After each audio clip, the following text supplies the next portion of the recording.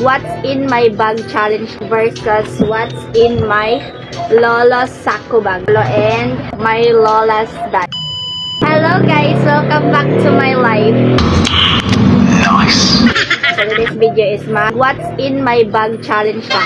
What's in my bag versus what's in my lola's sako bag and my lola's bag. Ako sang bag udahon. At na ako Eiffel ID guys, mo na siya akong gigamit nga pag ano sa ako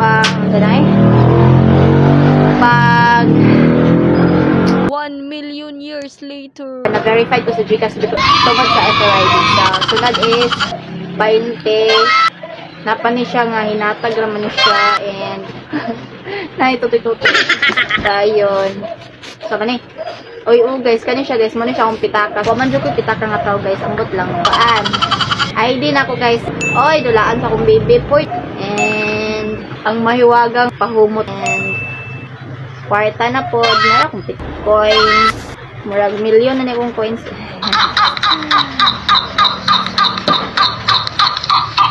Naikuan sa lollipop. Padayon na pa siya during a part. Wala naman. Dili, wait. Where the go? Naay, kwarta gihap. Ako guys, dili po gayap sa kong kwarta bay, pero kung kanang mali ang sukli, makaihat.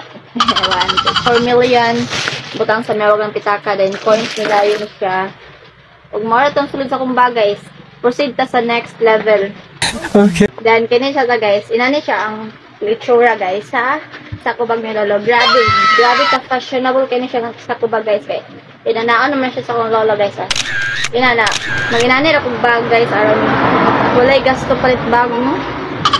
So, pinakaunang suot sa bag ni lolo guys is sundang guys. Wait, kung aron na ay magkataw-katawa sa iyang tubag.